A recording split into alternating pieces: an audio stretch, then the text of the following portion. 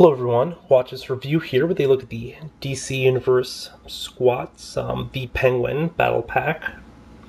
Now when I first saw these in stores, the two that I saw on the shelf were Green Lantern and Batman, and the Squatz style, which is this kind of pudgy looking character, doesn't really flatter either one, so I was just gonna possibly give the whole line a pass, but then I thought, maybe as one of the hiddens they might have Penguin.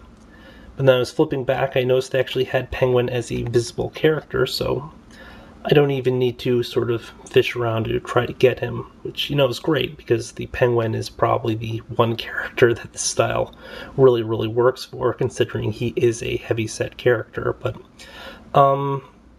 they come in these dissolvable pack thingies, and you have one visible figure for the pack, and then one mystery figure. Obviously, I'm hoping to draw the Gorilla Grodd, but I wouldn't be too upset with the Lex Luthor. The other one's kind of dicey.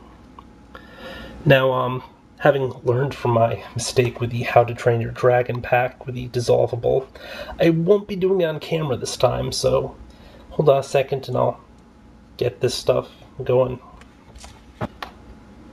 Okay, quick point of reference. This big thing right here becomes one of these small things right here. So yeah, that's kind of bogus.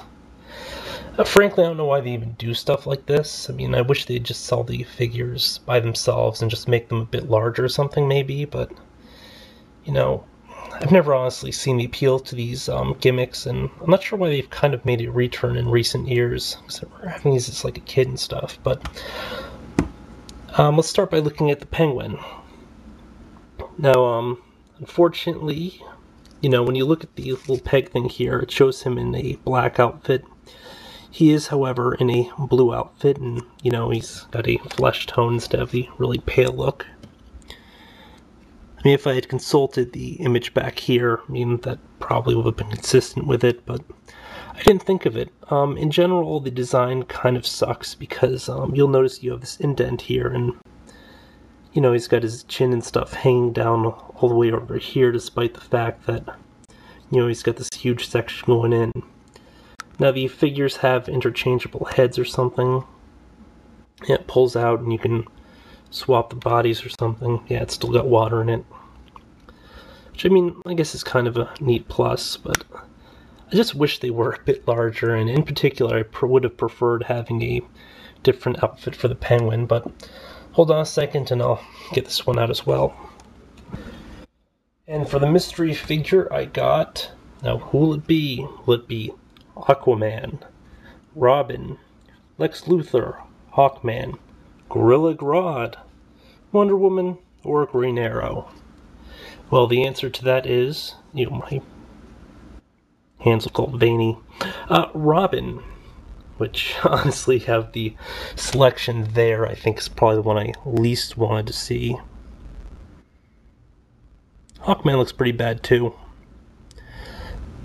So yeah, one of the two figures I least wanted to see, and, here he is. You'll notice he has the little trademark and information stuff on there, as well as the number on the back denoting him as being number 10. Nice, they're both marked S10. Maybe it's the configuration number, like maybe you get a fixed one in with each pack. I probably should have researched this before picking these up, but again, I was just in the store today and, I ended up buying it. I didn't really do the reading beforehand or anything, or watched any of the videos for this stuff, because it didn't look that interesting from the images, but, retrospect, kind of wish I had.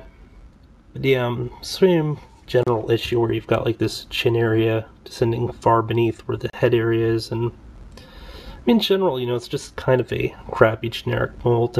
Kinda sorta works for the Penguin, where he looks kinda cute. Robin, not as much. It's not as horrible as, say, Hawkman or maybe Aquaman, but at the same time, he still looks kinda crappy. Now, the other big component is, these are, I think it was $8 each, so it's $8 for two figures about an inch tall. So it's a complete ripoff, basically.